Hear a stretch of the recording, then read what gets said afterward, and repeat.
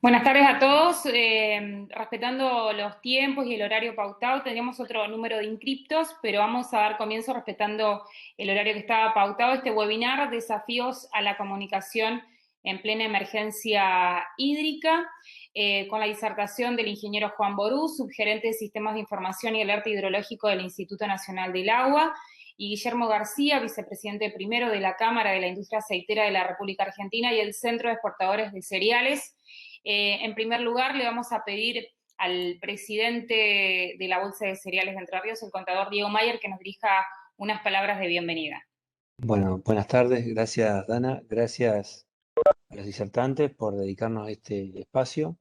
Y bueno, la verdad que hoy es un tema que interesa y preocupa sobre todo mucho al sector por la situación actual del río, y también está bueno la forma en la que se plantea en cómo dirigirse y cómo comunicar lo que está pasando para que eh, toda la comunidad o el que esté interesado en el tema sepa cuál es la real situación y si, digamos, cuáles son el horizonte que tenemos para adelante, ¿no?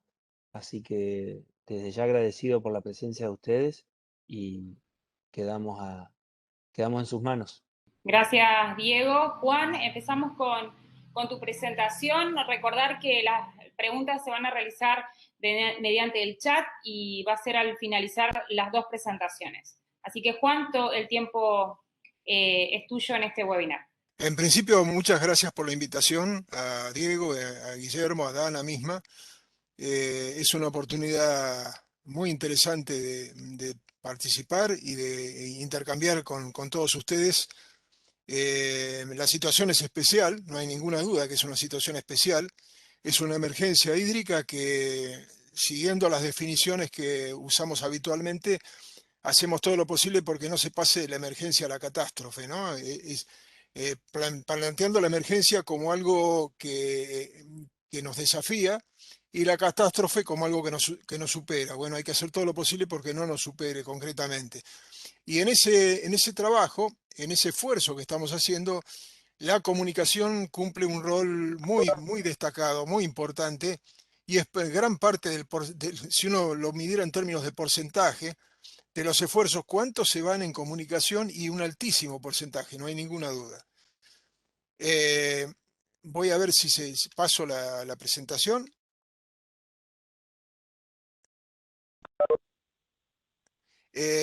Empiezo por lo que en algún momento comentamos antes de que empezara el webinario, creo que es importante mencionarlo. Obviamente, desde que existe este sistema de alerta hidrológico en el año 1938, en 1983, lo di vuelta, en 38 años de vida de este sistema de alerta hidrológico de la Cuenca del Plata para territorio argentino, el seguimiento de la condición del clima global estuvo siempre en primer lugar, habida cuenta de que el mismo grupo de trabajo, este grupo de trabajo nació como respuesta al famoso Niño de 1982-83 que produjo inundaciones generalizadas en toda la región. Por eso es que estamos muy atentos a los productos que se hacen de seguimiento. En este caso, la NOAA presenta estos habituales mapas de seguimiento de la anomalía de la superficie del mar en general, y nosotros prestamos más atención a la parte ecuatorial, al Pacífico ecuatorial. Ahí muestro el mapa de arriba, es el de julio de 2020 y el de abajo el de julio de 2021. Fíjense que si uno está acostumbrado a leer estos mapas, se va a dar cuenta que en el del año pasado hay una incipiente anomalía negativa de lluvias contra el continente americano a la altura del Ecuador. Eso, si se generaliza, termina siendo una niña. Pensemos que el año pasado la niña como tal se terminó de declarar oficialmente por la NOAA cuando esa mancha celeste no solamente se extendió un poco más, sino que la atmósfera se acopló a lo que estaba pasando con la temperatura de superficie del mar, y ahí se declaró la niña concretamente. A esa altura ya teníamos 5 meses de bajante en el río Paraná significativos, lo que ya nos invita a pensar que la bajante y la sequía que lo motivó tiene forzantes mucho más complicados, mucho más generales. Seguramente cuando todo esto termine va a haber tiempo para parar la pelota, mirar para atrás y hacer un análisis crítico de todo lo que pasó y sacar conclusiones fuertes, firmes, ¿no? Concretamente. Este año en el mapa de abajo estamos viendo una situación que, aunque parece distinta, da más o menos lo mismo porque tampoco la señal es importante en ningún sentido. Ahí se ve que prevalecieron durante el mes de julio las condiciones normal o neutral de anomalía en el Pacífico ecuatorial. También lo es en el sentido de los vientos, es decir, la oscilación sur de los vientos también se mantuvo más o menos dentro de valores neutrales. Por lo tanto, no ha habido una señal del clima global hacia nuestra región muy significativa. Sin embargo, obviamente, continuamos con variantes, con variaciones de todo tipo, pero en definitiva sigue predominando una condición de seca regional. En ese sentido, si vemos los mapas de anomalía de precipitación en la región de la Cuenca del Plata, acá estos mapas que muestro a partir de ahora tienen el perfil de la Cuenca del Plata y se alcanza a ver el estuario del Río de la Plata, se ve por acá está Curitiba, por acá está San Pablo, Brasilia anda por ahí arriba, Asunción está obviamente está dentro de la Cuenca del Plata, está en el corazón de la Cuenca del Plata. Si uno mira mes a mes se va a encontrar, por un lado, con una gran variabilidad de mes a mes de la distribución de esas anomalías, pero así de un vistazo uno puede ver que hay un predominio de anomalías negativas de lluvia, especialmente en la zona donde más nos duele, donde más nos importa que llueva, que es, ahora lo estoy marcando con el cursor, estoy marcando más o menos el círculo. Eso que pasó en mayo es importante porque en mayo tuvimos alguna mejora en el río Uruguay con estas lluvias, esto que se ve verde aquí. La provincia de Entre Ríos tuvo alguna mejora que se continuó de alguna manera en junio, pero ahí se terminó la cosa. Y estas mejoras tampoco alcanzan para dar una condición normal de los suelos. Por lo tanto, esto que se ve aquí es un predominio de la situación de sequías en general. Y el último mes, especialmente, perdón, el mes de julio, es muy importante destacar la anomalía negativa de lluvias en las nacientes del Paraná, en la cuenca del Iguazú y en toda la cuenca de aporte al río Paraná en territorio argentino. Prácticamente ha habido una situación permanente de escasez. Si consideramos las lluvias semanales acumuladas, ya no anomalías, sino acumulación de lluvias semanales, a cada miércoles de las últimas 4 semanas, tenemos esta variabilidad que se alcanza a ver, pero se alcanza también a ver una gradual disminución de las lluvias, cada vez menos significativas, cada vez menos importantes, cada vez son núcleos menos relevantes para considerar. En este mapa, en el de abajo a la derecha, se alcanza a ver esas lluvias que se dieron sobre la alta cuenca del Iguazú. Este río es el Iguazú. Esto que estoy trazando acá está en la provincia de Misiones, acá están las cataratas. Estas lluvias permiten cierta recarga de los embalses que están construidos sobre el tramo medio del río Iguazú y eso les permite continuar con ese desembalse que están haciendo y por eso es que el caudal en cataratas hoy, estos días, digamos, se mantiene en el orden de los 1.200, 1.300, cuando podría ser perfectamente la tercera o cuarta parte de ese valor. Eh, Pensando en la alta cuenca del Paraná en Brasil, donde están los embalses, este primer gráfico, que me gusta mostrarlo porque de un pantallazo se tiene en cuenta, por un lado, la modulación que se hace en las presas de embalse, y por otro lado, lo apartado que estamos en los últimos años de una condición normal. Fíjense que si esta línea azul, que es la evolución de la suma de los volúmenes acumulados en los embalses de la alta cuenca, si esta línea azul cuando alcanza arriba, cuando está acá arriba, cuando toca la línea negra, los embalses alcanzan el máximo de volumen acumulado que se puede tener. Cuando están por el contrario, bien abajo, como está acá en el del 2008, que se fue bien para abajo, se tiene, perdón, el 2014, que se tiene acá esta situación extremadamente baja, los embalses están todos sumamente bajos. En esta oportunidad fue cuando se dio la crisis de disponibilidad de recursos hídricos para San Pablo. El sistema Cantareira que provee a San Pablo estaba en una situación absolutamente crítica y este año los brasileños han cambiado las pautas de manejo en general del recurso de tal manera que no se llegue a este pozo que se alcanzó en 2014, que los obligó a cambiar severamente los paradigmas. Fíjense que en los últimos años nunca hemos alcanzado, con las crecidas de verano, nunca hemos alcanzado a llenar los embalses. Estamos con un déficit permanente Y en este caso, en este año peor todavía, comparado con el año pasado, 18 de agosto del 2021 con respecto a 18 de agosto de 2020, estamos un 34% menos de reservas. Eso es importante considerarlo a la hora de responder a preguntas como si los brasileños pueden hacer algo para atenuar esta bajante, cosa que ya les digo que no pueden hacer mucho más de lo que hicieron. Eh, Se alcanzan a distinguir en esta figura, en este mapa del Google Earth, está ahí abajo, se ve la silueta de la provincia de Misiones, la parte de la provincia de Corrientes, se ven los caudales entrantes al tramo argentino. Por un lado está lo que descarga Itaipú, 4.300 metros cúbicos por segundo, que además espera una disminución. Es el orden de la tercera parte del caudal instalado que tiene Itaipú, del que habitualmente debería estar largando.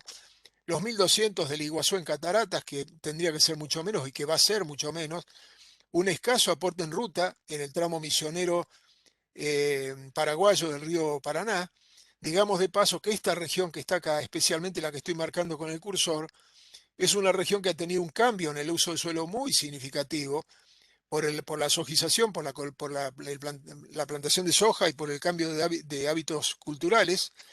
Y eso hace que cuando se da un evento significativo aumente fuertemente el aporte al río Paraná en este tramo, el aporte en ruta, como le llamamos. Y cuando se da una situación de seca como esta, cuesta mucho que reaccione, es decir, se pierde, las primeras lluvias se pierden en humedecer los suelos, las segundas en lograr cierto margen de saturación y recién en las terceras lluvias se puede tener un aporte medianamente significativo. Por otro lado, el río Paraguay tiene una situación muy pobre que va camino a igualar lo del año pasado, a estar peor y podría llegar a estar peor que el año pasado. Y por ahora larga 1.400 metros cúbicos por segundo, pero podría llegar a estar en el orden de los 800 o 700, la mitad de lo que tiene ahora podría llegar a tener. Por un lado, Yacyretá está recibiendo ahora 5.900, está descargando estos días en forma continua 6.500 metros cúbicos por segundo, pero ya en breve, yo calculo que de aquí al sábado, domingo, va a revertir esta situación, va a modificar esta situación de estabilidad y se va a empezar a notar un descenso, una disminución más importante. Mientras tanto, el Uruguay, como se ve acá en la alta cuenca, el aporte de la alta cuenca y el entrante a Salto Grande, está en valores que se podrían decir dentro de la franja normal, pero casi en el límite de aguas bajas. Situación va a terminar estando en la franja de aguas bajas con la perspectiva meteorológica que tenemos, que es de pobreza de lluvias. Teniendo lo climático y pegando un vistazo para adelante, está claro, en función de las reuniones mensuales que tenemos habitualmente y de las actualizaciones mensuales que tenemos, que todo el litoral, fíjense, la provincia de Entre Ríos completa, tiene una perspectiva de lluvias hasta el 31 de octubre inferiores a las normales. La panza, digamos, de la provincia de Buenos Aires, la mitad este de la provincia de Buenos Aires tiene una situación en principio peor, una perspectiva peor, que se está manifestando claramente en las lluvias, se está viendo, pero toda la Mesopotamia está teniendo una perspectiva, tiene una perspectiva que se va confirmando día a día de lluvias inferiores a las normales predominantemente. Y a su vez, si vemos lo que muestra la Organización Meteorológica Mundial, en uno de los tantos organismos que hacen una prospección del clima a 3 meses para adelante, en este caso es un ensamble de productos de la Organización Meteorológica Mundial, por eso lo muestro, también confirma que por lo menos para la provincia de Entre Ríos también hay una expectativa de lluvias por debajo de lo normal, lo mismo que la cuenca media y baja del río Uruguay y las nacientes del Paraná y nacientes del Paraguay. Pensemos ya en cómo estamos hoy con respecto a los ríos, yendo ya a los ríos concretamente. Me ubico en Yacyretá y me ubico en Salto Grande, en el Uruguay, porque son obras que tienen un requerimiento de caudal para la generación eléctrica, que en estos casos es muy importante, y es bueno comparar uno con otro. Fíjense que en el caso de Yacyretá, si uno ve para un año cualquiera, estoy poniendo en abscisas, pongo 12 meses, las 52 semanas de un año cualquiera. Lo que se ve en rojo es la poligonal de los promedios de máximos mensuales, la verde es el promedio de los medios mensuales, y la lila es el promedio de los mínimos mensuales, considerando los últimos 25 años. Fíjense que hay una estacionalidad desdibujada. Es muy poco lo que está marcada. La estacionalidad puede pasar cualquier cosa en cualquier mes del año. lo cual para nosotros que hacemos pronóstico nos desafía permanentemente porque puede pasar cualquier cosa. Así que estamos atentos precisamente al corto plazo. Y en este caso, la línea negra, la vivoreante línea negra que vemos acá, es lo que está pasando este año. Fíjense qué lejos estamos de los medios, de los promedios de los mínimos.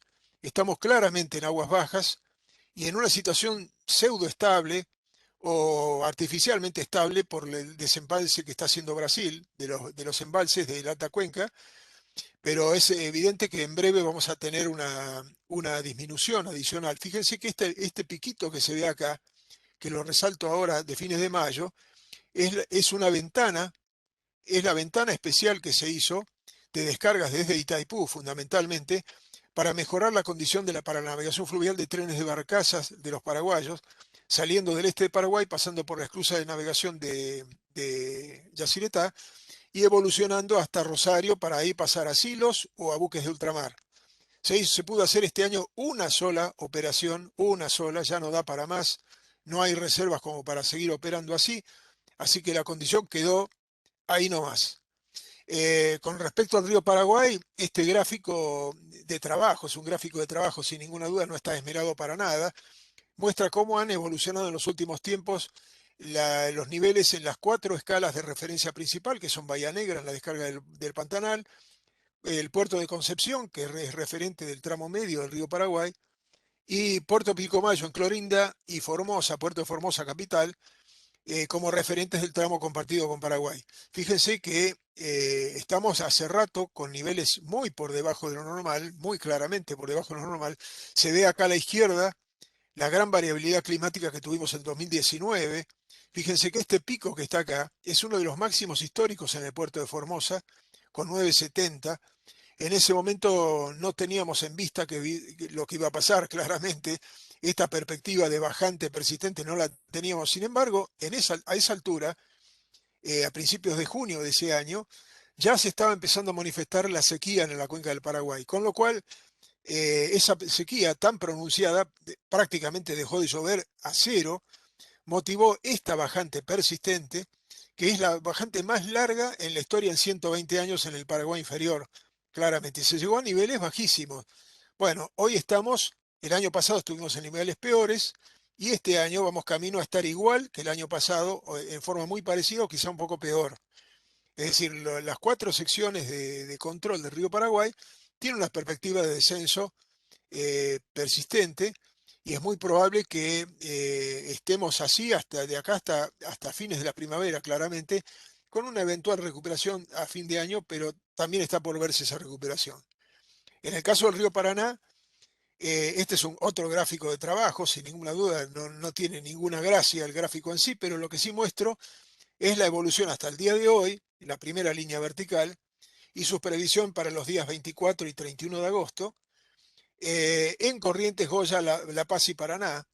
Fíjense que en los 4 casos estoy diciendo que va a haber una tendencia predominante descendente y muy probablemente una atenuación de esa tendencia descendente en la segunda parte de septiembre y alcanzando los valores mínimos más bajos esperables a la altura de mediados de septiembre o fines de septiembre, principio de octubre. Fíjense que en el caso de Paraná estamos hablando de una lectura de escala del orden muy parecida a la de 1944, del orden de 1,30, 1,40, 1,20. Obviamente que vamos ajustando. Esta perspectiva responde a uno de los escenarios que trazamos y que presentamos en la web, que no son pronósticos. En realidad el pronóstico termina en las líneas rojas.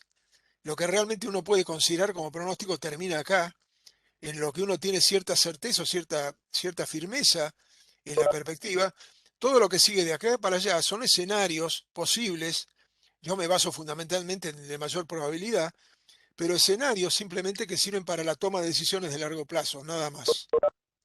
Yendo al río Uruguay, que les mostraba antes lo de Yacyretá, ahora le muestro el río Uruguay tiene, por un lado, una estacionalidad un poco más definida. El mes de octubre suele tener crecidas más significativas, las ha tenido en los últimos 25 años, pero también está teniendo actualmente una situación dentro, más o menos, cerca de la poligonal verde, que es la de medios mensuales, pero hoy por hoy estamos ya por debajo de los mínimos mensuales y con una perspectiva, como digo, de en las próximas semanas de estar claramente por debajo de los mínimos y por debajo del límite de aguas bajas, muy probablemente. Eh, estos dos mapas muestran dos cosas que son importantes a tener en cuenta. Una, los lugares en los que ha habido un cambio, claro cambio del uso del suelo y por supuesto que significa un cambio en la respuesta de los suelos ante lluvias persistentes o ante falta de lluvia inclusive. Son lugares en los que se ha corrido a la frontera agrícola severamente, se han cambiado las prácticas y eso conlleva a una modificación de la respuesta hidrológica ante las lluvias o ante las no lluvias. Y en el de la derecha estoy marcando las zonas que ya sea por esos cambios o antes, inclusive antes que se produjeran los cambios, son zonas de respuesta más rápida. Es decir, aquellas zonas en las que rápidamente se alcanza una saturación de suelos y se tiene una respuesta que puede conllevar a una mejora, por lo menos de corto plazo, de la situación hídrica ante una bajante. Son los lugares en que uno concentra la atención, pero vale decirlo que en las últimas semanas no ha sido muy generosa la lluvia en esas regiones, por lo tanto no hemos tenido sorpresas favorables.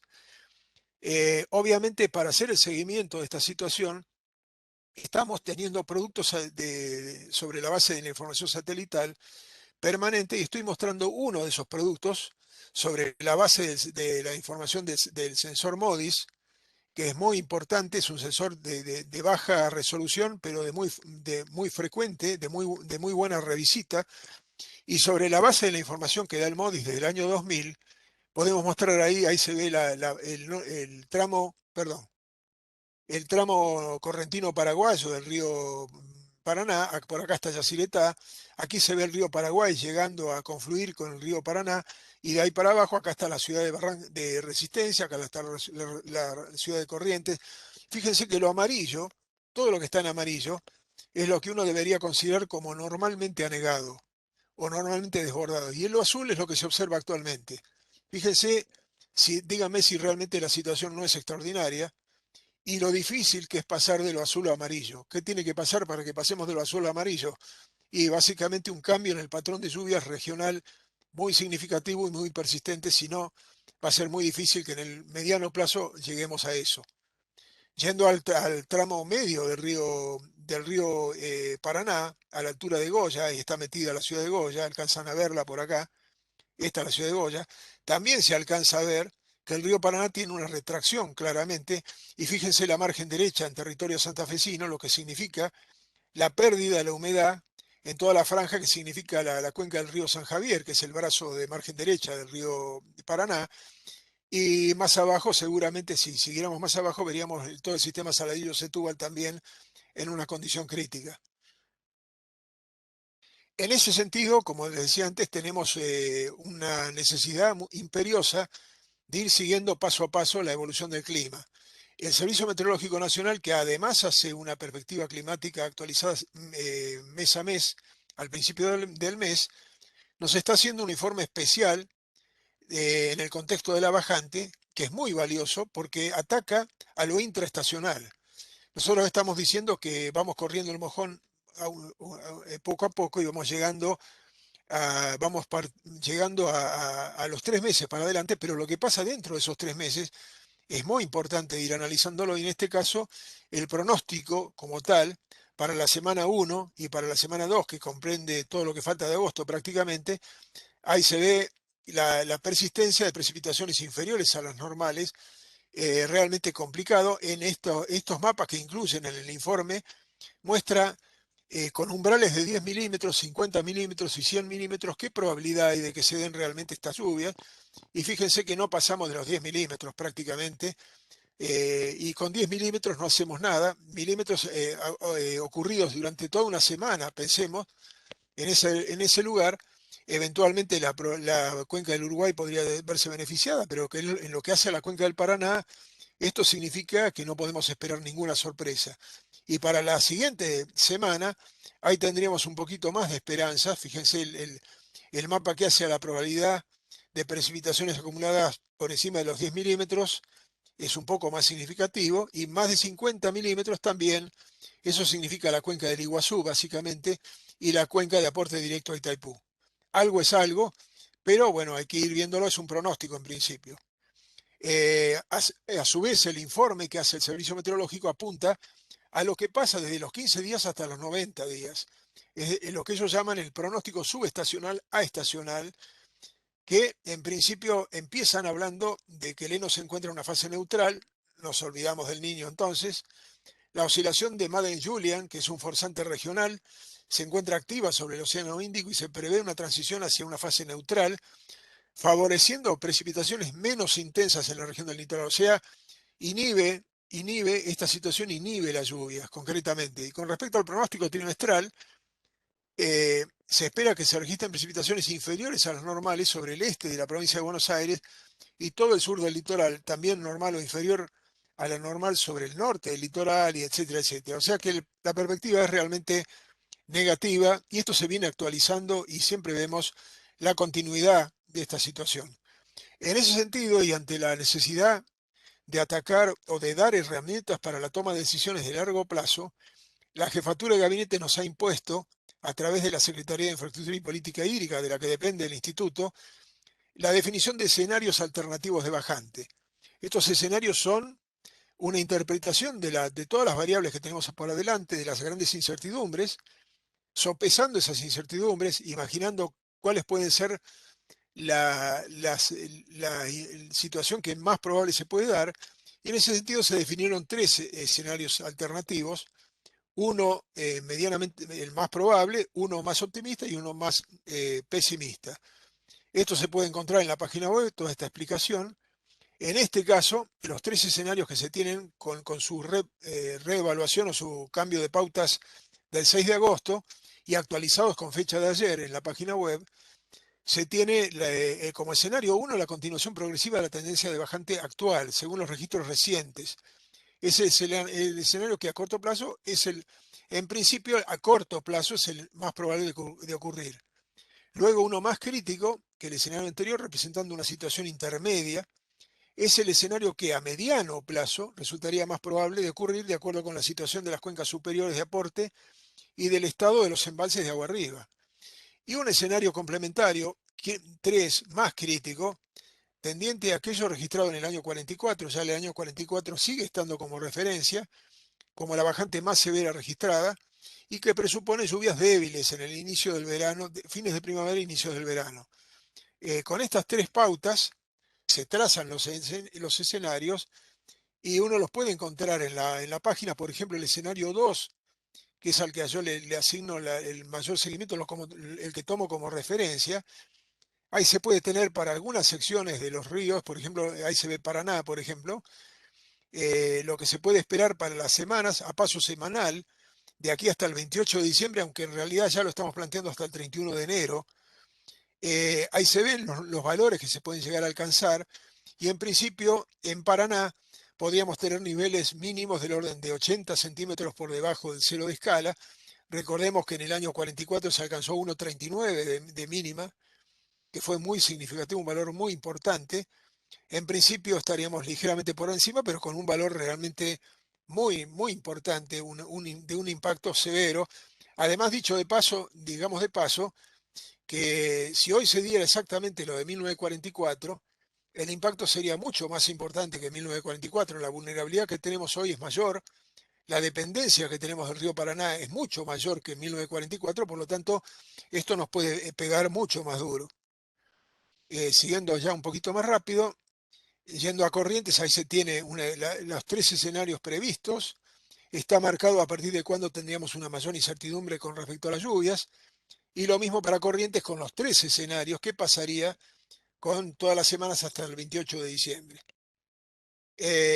Interpretando esta situación y ya pensando en términos de pronóstico y asumiéndolo como una composición de lugar personal, pero ante la obligación que tengo de mirar para adelante y trazar y actualizar lo que vengo haciendo desde hace tantos años, hace muchos años que vengo planteando esta situación, una expectativa de corto, mediano y largo plazo, la de corto en función de la perspectiva meteorológica, la de mediano en función de la tendencia climática y la de largo plazo una interpretación personal de más largo plazo.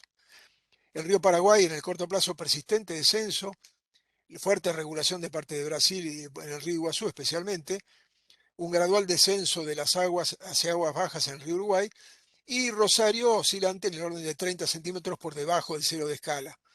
En el mediano plazo no muy distinto que esto, simplemente que un acentuamiento de la bajante, y ya Rosario alcanzando valores del orden de 1,20 m, quizá podría llegar a alcanzar 1,20 m por debajo del cero de escala. En el caso del largo plazo, hasta el 28 de febrero hay una alta probabilidad de continuar con la sequía y bajante asociada, toda la cuenca del Plata con el mismo escenario, un probable repunte de corto plazo en enero, fugaz diría yo, y con una persistencia de niveles por debajo del cero en Rosario, en Paraná, en Diamante, etc.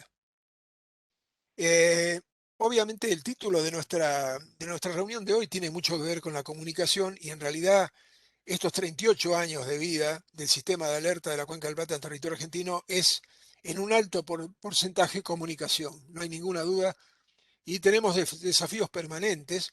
Fíjense, este es un esquema que puede causar gracia, pero que en realidad es lo que pasa permanentemente. Ahí tienen una cuenca, los ríos que forman la cuenca, la descarga, la cantidad de gente que tiene algo que ver con esa cuenca y con el uso del recurso hídrico. Todo el mundo opina. Si fuera un partido de fútbol serían todos DT, todos directores técnicos. Todo el mundo tiene algo que decir, todo el mundo tiene algo que opinar, algo que pronosticar. Y es muy importante decir que en la Argentina el agua superficial es provincial. En realidad, los recursos hídricos, todos los recursos hídricos son de potestad de las provincias. Por lo tanto, los que opinen también tienen que pertenecer a las provincias y tienen que dar su voz y su voto. Uno de los problemas de la comunicación es cómo percibe la gente los riesgos que se tienen por delante. La percepción del riesgo es una variable en el análisis nuestro, que se hizo crítica en el año 2003 cuando tuvimos que afrontar lo que pasó en el río Salado en Santa Fe, y que eso se vio claramente que una cosa era la percepción del riesgo que tenían en la ciudad de Santa Fe un mes antes de la que tuvieron un mes después de la emergencia, obviamente, ¿no? Después caían unas gotas por una lluvia y ya salían corriendo pensando que se venía de nuevo la inundación. Eso está claro. La existencia de sistemas de alerta es, como siempre, de gran utilidad, pero no evita de modo integral la posibilidad de existencia de daños, la magnitud de los cuales resulta en función de la percepción del riesgo. Está clarísimo eso.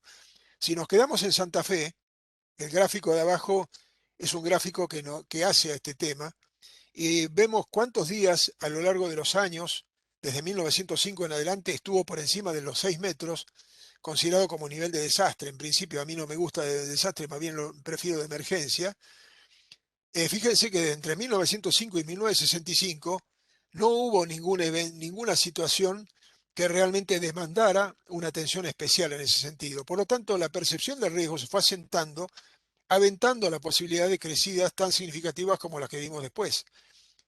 Cuando empezó a venir esta secuencia de crecidas que vimos después, y especialmente cuando vino la del 83, que es el bastón largo que tenemos acá con 234 días por encima de los 6 metros en Santa Fe, obviamente la gente empezó a tomar conciencia de que las cosas estaban cambiando y que ya no iba a ser tan otra cosa el río Paraná concretamente.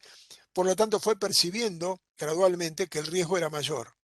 Y esa percepción se fue acentuando en los últimos tiempos, y hoy por hoy cualquier habitante ribereño tiene claro lo que puede llegar a ocurrir. Con que digamos que puede ya es bastante, ¿no es cierto? Conceptos relevantes son unos cuantos. Uno principal que hace a mi profesión es que no somos buenos comunicadores. Eso es un problema grave. Los ingenieros no estamos formados para la comunicación, y todo el producto de nuestro trabajo tiene que llegar al usuario final, y ese usuario final es tanto el jefe de gabinete como el vaqueano o la persona que tiene 5 vacas en isla, concretamente. Todos son usuarios del recurso hídrico, por lo tanto todos son usuarios del sistema de alerta, y a todos ellos nos debemos y nos tenemos que comunicar, pero esa comunicación es complicada. Este desafío es claramente interdisciplinario y además interinstitucional y con las provincias, casualmente. Por otro lado, se da la paradoja, de lo que yo llamo paradoja del siglo XXI, que es interesante analizarla.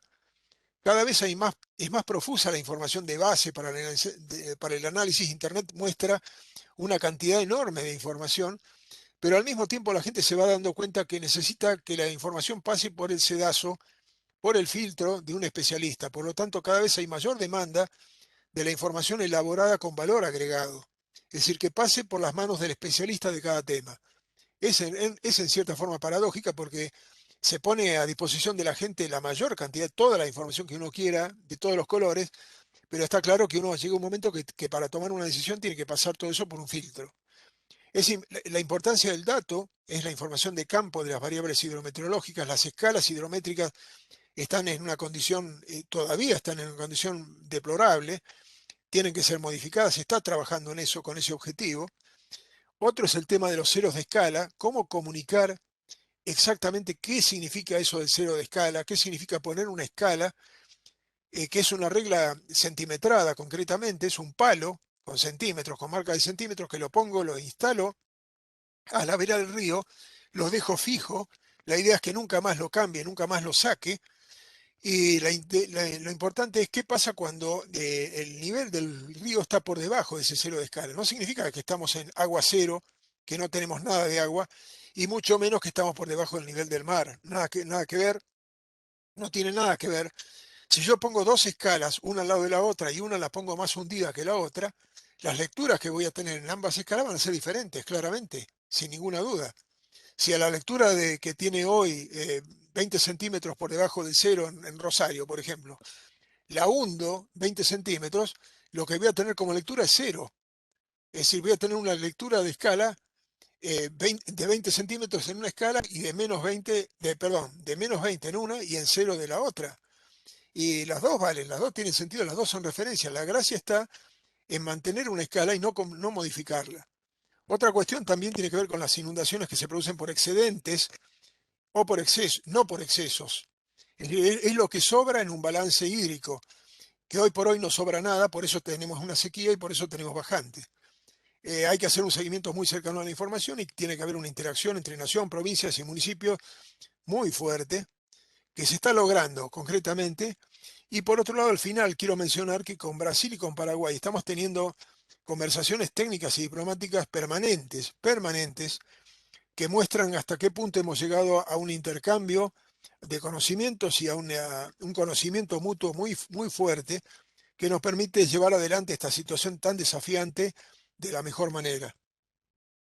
Ya para terminar, avanzando un poquito, repito que este sistema de alerta hidrológico de la Cuenca del Plata se creó el 8 de febrero de 1983 y la comunicación en términos comunicacionales siempre fue pensando en términos de defensa civil y cada vez ese espectro de destinatarios se fue diversificando tremendamente. Hoy, como digo, el espectro es muy amplio y en ese sentido, si yo comparo lo que era en un principio con lo que es ahora, en un principio teníamos déficit de información, ese déficit de información generaba muchas incertidumbres y eso demoraba la acción. Hoy por hoy tenemos un exceso de información, genera confusiones y vuelvo a lo del filtro o el sedazo que les comentaba antes y eso acelera el caos. Nuestra función hoy es de retardar el caos, concretamente, de hacer que ese caos no se produzca. Por lo tanto, nuestros mensajes tienen que ser únicos, respetar que tiene que ser el informe oficial, tiene que ser simple y claro, tiene que ser adecuado a cada destinatario, tiene que ser oportuno y de un formato conocido. Y en ese sentido, el INA, el instituto en su totalidad, y este sistema de alerta en particular, necesitan contar con un comunicólogo, con gente profesional especializada en la comunicación, y a eso apuntamos, y yo creo que lo vamos a lograr en un futuro cercano. También comunicar los pronósticos, como esta es la tabla de pronósticos que comuniqué, que subí a la web ayer, y este cartel que ponemos permanentemente, cuya redacción tenemos que tener, la hacemos pensando que del usuario general, de todo el mundo, todo aquel que hace uso de estos pronósticos, y no siempre llego a hacerlo con la mejor letra, hay que pensarlo bien, y además la dinámica de modificación de esta letra también es importante que hacerlo en forma oportuna. Por otro lado, las presas de embalse también son motivo de comunicación porque me lo preguntan permanentemente. Valga como única explicación, digamos, para ir cerrando, para ir terminando, como única explicación, el hecho de que ahí se ve un corte en Salto Casillas, que es una de las dos últimas presas de embalse de la cuenca del Iguazú, del río Iguazú. Fíjense que ahí se ve un corte, es una presa de llanura, que con ese corte crea al cortar el río así con la presa, produce un embalse, una acumulación de agua. Esa acumulación pasa por la central, también en excedencia pasa por el vertedero. Ahí se ve el corte de la compuerta de segmento que está apenas abierta y está dejando pasar un poco de agua. Esa agua pasa por la rápida del vertedero y sale al salto de esquí a la restitución. A un costado, aquí no lo vemos, pero aquí, digamos, donde estoy yo parado, donde estoy yo acá sentado, está la central. La central hidráulica, que es la que genera energía. Para que esa central genere, el agua tiene que pasar también por la central y pasar de agua arriba hacia agua abajo. Por lo tanto, una central y un sistema de embalses como estos no producen la bajante, no son responsables de producir la bajante. Ahora, eso es evidente que tienen capacidad de atenuación de los extremos. Si vemos el mapa del gráfico de abajo a la derecha, en la que se ve los entrantes, en azul se ven los entrantes medios mensuales a Yacyretá a lo largo de más de 10 años, y el rojo es lo que se estima que debería haber sido si no hubiera regulación de los embalses. Fíjense que está claro que los embalses reducen el rango de oscilación. Es decir, tanto los mínimos como los máximos se ven atenuados fuertemente. Este es un efecto que siempre lo vi como positivo. Si acá estuviéramos hablando en vez de en un ámbito de navegación fluvial o de producción cerealera, estuviéramos hablando en un ambiente de pesca en el Ministerio de Ambiente, este efecto está visto claramente como negativo porque reduce el pulso natural del río Paraná con su impacto en la fauna íctica y en la biodiversidad en general. Pero es bueno todo esto tenerlo presente a la hora de analizar qué puede pasar en el futuro. Así que en principio esto es lo que yo quería comentarles, haciendo énfasis en lo que es comunicacional, y quedo a la atención de lo que pueda contarnos Guillermo ahora y a lo que podamos interactuar entre todos posteriormente. Muchas gracias por la atención. Muchísimas gracias, Juan. Dejamos de ver tu presentación y así le damos lugar a Guillermo. Guillermo García, vicepresidente primero de la Cámara de la Industria Aceitera de la República Argentina y el Centro de Exportadores de Cereales, lo que conocemos como CIARASEC. Guillermo, el tiempo es tuyo. Buenas tardes.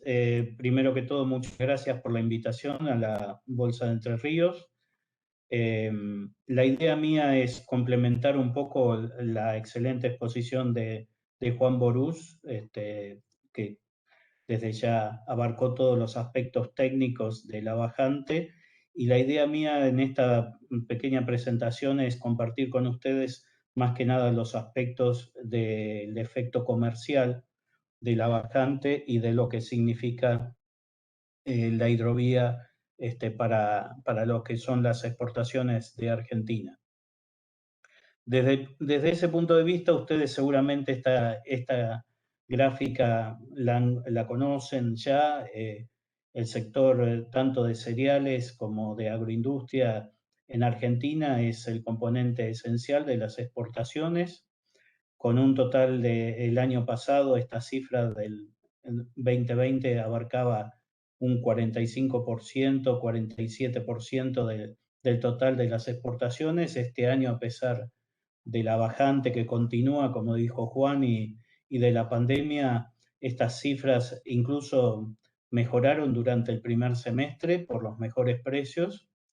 Y un poco algo que señaló Juan y me parece muy interesante reportarles a ustedes de todas esas exportaciones que ustedes ven acá. Gran parte de ellas están digamos, realizadas a través de este sistema del río Paraná, donde se operan 102 millones de toneladas de carga de todos los conceptos, que es el 23% de toda la carga que se mueve en Argentina por todos los medios.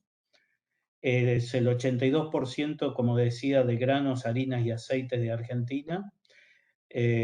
Acuérdense que todas las principales plantas aceiteras están sobre la margen del río Paraná y por lo tanto dependemos de esta salida para la comercialización. También el río concentra el 90% de cargas en containers que vienen a Buenos Aires, Rosario y Zárate. Y también es muy importante en lo que es el flujo de los barcos metaneros que nos traen el gas natural líquido. El 60% de esos buques metaneros de NARSA llegan a través de esta vía de navegación y después vamos a ver alguna importancia que esto puede tener. A lo largo de toda su evolución, las exportaciones crecieron 5 veces, los costos portuarios se redujeron un 70% y los fletes de barcaza 50% en todos estos años operando la hidrovía. Alrededor de 4.500 buques operan todo el año en esta vía de navegación. Y bueno, otro dato adicional, 330.000 personas es el movimiento de pasajeros que también lleva esta vía. No siendo tan específico como Juan ni pretendiendo competir, este es simplemente un ejemplo de implicancia de la bajante en el río Paraná a la altura de la estación Timbúes. Como ustedes pueden ver, son todas mediciones de altura de la estación y pueden ver claramente cómo el año 2021, que está arriba, se ha desplazado con respecto a las mediciones anteriores. Dos datos para que ustedes tengan para alcanzar los 34 pies de calado, que es el nivel de navegación de la hidrovía en Timbúes, debería tener una altura de 2,47 y en este último periodo de enero-julio solo se alcanzó 80 días o 25% de ese periodo. También tener en cuenta que tomé acá la medición del 16 de agosto, el calado en el punto de Timbúes estaba en 28 pies, con lo cual estamos en una caída de 6 pies que afectan directamente la carga que uno puede sacar a través de esos puertos.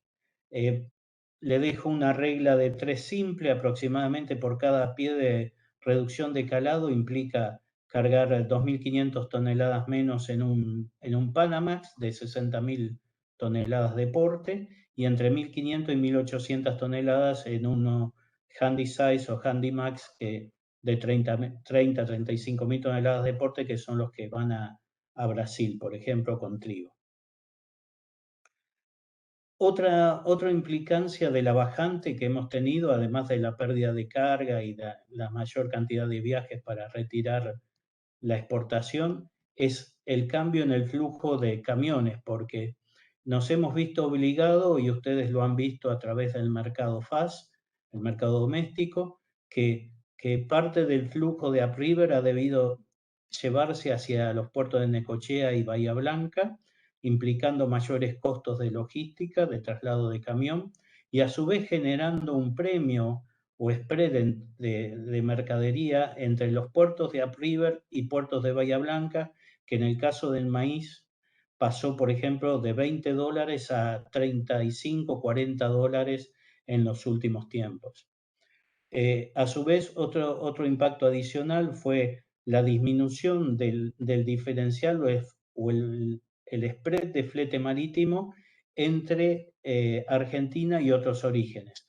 Esto es muy importante, por ejemplo, en lo que es el trigo a Brasil, donde perdemos la ventaja de cercanía con respecto a un origen distinto como puede ser Rusia.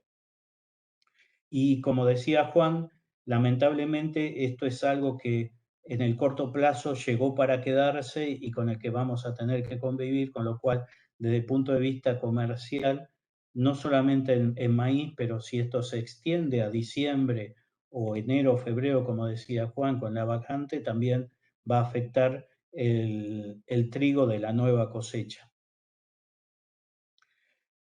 Le hacía mención a la cantidad de barcos y a los metaneros. Acá, por ejemplo, lo que estamos viendo últimamente es mayor cantidad de demora porque en el tráfico de barcaza fluvial desde Paraguay, por ejemplo, Juan lo mencionó muy bien, hemos tenido que recurrir a lo que se llama la ventana de agua por las represas para mover los trenes de barcaza.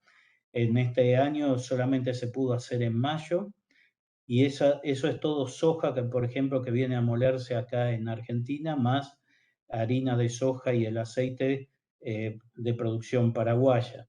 También tenemos mayores demoras en el tráfico de los buques oceánicos por menor carga, que obliga a mayor cantidad de barcos, y han aumentado la cantidad de varaduras de esos barcos. Hemos tenido, o crece también el riesgo de ocurrencia de un bloqueo similar al que ustedes deben haber escuchado con respecto al canal de Suez que se produjo cuando se atravesó un portacontenedores en el canal y generó una acumulación de barcos durante varios días en la circulación del canal. Acá sufrimos una situación similar el 29 de julio. Un barco metanero con destino a Escobar quedó varado, obstruyendo la navegación de todos los buques que debían subir al Paraná, por ejemplo, para cargar productos como granos y harinas. Y otros puntos que quería remarcarles como resumen es que, como señalaba Juan Borús, debemos transitar este 2021 en esta situación. El 2022 se proyecta con alguna mejora, pero parcial solamente, y deberemos maximizar la eficacia del calado de los canales. Es muy crítica ahora, el 14 de septiembre es la fecha de traspaso de la administración de la hidrovía a AGP, y entonces es fundamental que continuemos con un mantenimiento de los canales de la hidrovía muy eficiente en esta situación de bajante que no tiende más que a empeorar.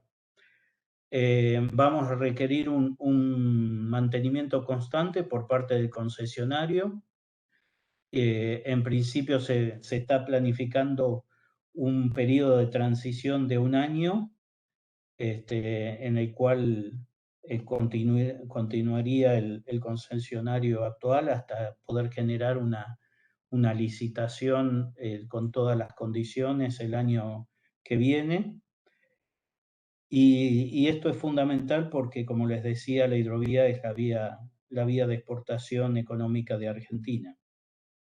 Creemos que es necesario el acompañamiento de las instituciones, como la Bolsa de Entre Ríos, la Bolsa de Rosario, por ejemplo, ha participado activamente en todo el aporte técnico para el tema de hidrovía, y que podamos encarar la transición con AGP. La semana que viene las autoridades de AGP van a estar visitando la Bolsa de Rosario, por lo cual si ustedes se ponen en contacto con sus colegas puede ser una buena oportunidad como para interactuar con ellos, y la idea un poco detrás de esta visita es reforzar un poco la comunicación en el sentido de que necesitamos manejarnos en esta transición con mucho cuidado para no generar mayores demoras, mayores costos.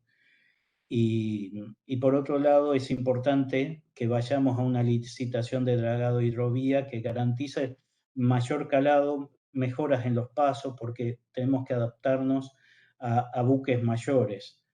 Todo esto está armado en un trabajo que es público, que yo después se los puse en los materiales, este estudio técnico completo en el cual participó también parte de la Dirección de Estudios Económicos de la Bolsa de Rosario, el licenciado CC.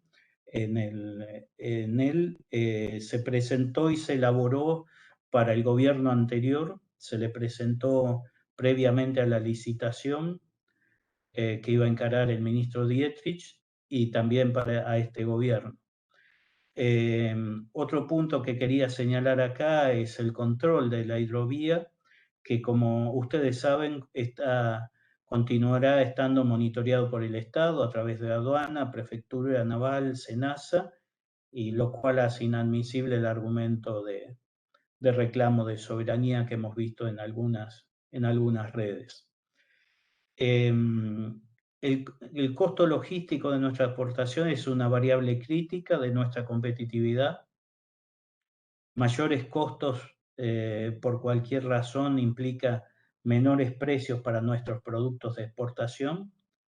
Entonces, contar con una administración de la hidrovía que reduzca esos costos, que garantice los pagos puntuales por el servicio, cosa que está siendo en cierto modo cuestionado, cómo va a ser la intervención del Estado Nacional en cobrando los peajes y pagando a su vez el servicio al prestatario, cosa que si no llegamos a una situación como la que teníamos actualmente, donde directamente cobraba o una cosa similar, podríamos llevar a que se incrementen los costos por la lógica especulación de los prestatarios que intervengan en la licitación de poner reservas por posibles demoras de pago por parte del Estado argentino.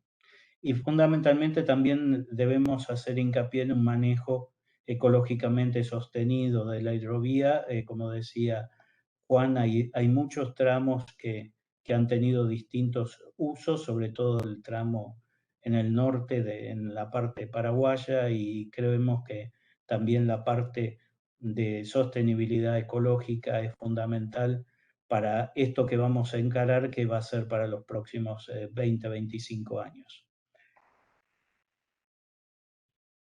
Finalmente les traje esta foto, son décadas, las tres primeras agrupaciones son las tres primeras décadas del 70, 80 y 90. En ese momento las barras rojas son producción y las celestes los embarques. Ustedes verán que en un inicio era de gestión estatal, y a partir de la década del 90, con la habilitación de la hidrovía, las terminales portuarias privadas, empezamos un crecimiento con una logística que se fue haciendo cada vez más eficiente. Un poco el punto que tenemos ahora, de ahora en más, va a ser la próxima licitación, que va a comprometer las próximas 2 o 3 décadas, y de la manera que la hagamos podemos ver si seguimos con este crecimiento o podemos correr el riesgo de que surjamos algún tipo de estancamiento. Finalmente les puse acá algunos de los informes que relevé para elaborar esto. Todos son públicos, son recientes, muy buenos, e incluso ahí tienen el informe de factibilidad de la Cámara de Puertos Privados, que está en la página web. Se puede bajar, lo pueden analizar, lo pueden discutir en la bolsa, y desde ya les dejo mi contacto y Twitter por cualquier consulta. Muchas gracias, Guillermo, por la presentación, y de esta manera abrimos el espacio para las preguntas. Lo pueden hacer mediante el chat a los presentes, como lo hizo Diego. Primera pregunta para Juan. De acuerdo a los datos presentados y a los pronósticos, difícilmente se ve una mejora del nivel del río hasta la cosecha de gruesa del año 2022. Y por otro lado también pregunta, de acuerdo a los datos presentados y a los pronósticos, difícilmente se ve esta mejora estas 2 veces. Está claro, está claro. En principio, lo que cabe decir es que pensemos que los escenarios que se han trazado se han hecho especialmente por las grandes incertidumbres que se tienen para adelante hasta el 31 de diciembre. Por lo tanto, mayor incertidumbre obviamente hay para el verano, lo que resta del verano, y para el otoño del año que viene. Pero más allá de la incertidumbre que se tiene y que la posibilidad de que se continúe con la bajante persistente, está claro que en todos los frentes de batalla que tienen que ver con esta bajante se ha avanzado, se ha mejorado, se tienen en cuenta muchas cosas.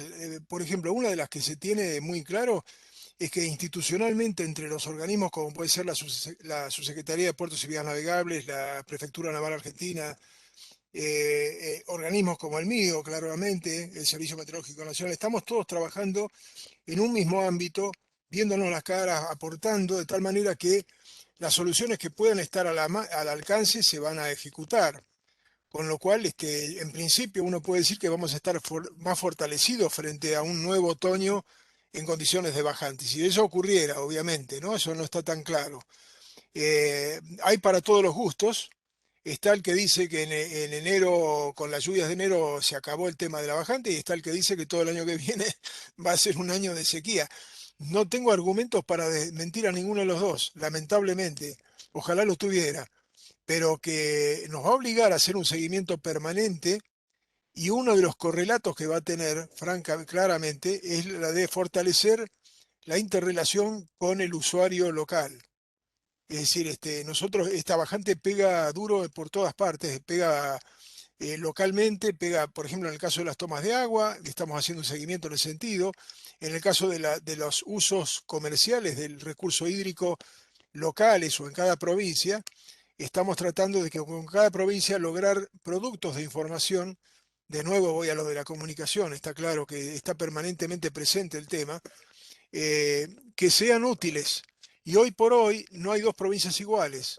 Cada provincia tiene un requerimiento distinto y tiene una necesidad de información distinta, con lo cual, en una situación como esta, persistente y crítica, tener muy claro qué tenemos que informar es cada día más importante.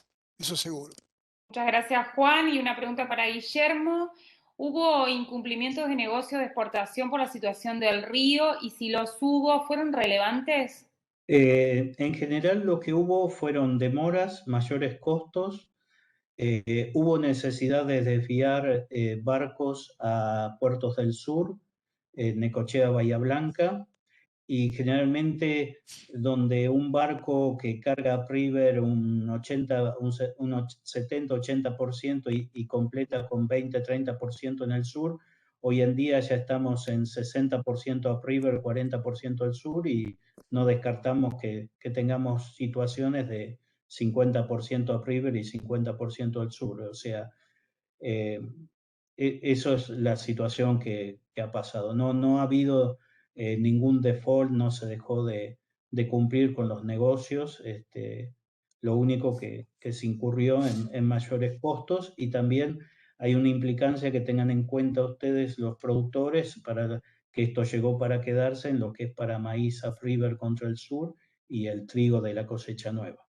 Y le pedimos al presidente de la Bolsa, a Diego Mayer, que nos dirija unas palabras a modo de conclusión, de cierre de este nuevo webinar que puso de alguna manera la mirada, ¿no?, en esta plena emergencia hídrica.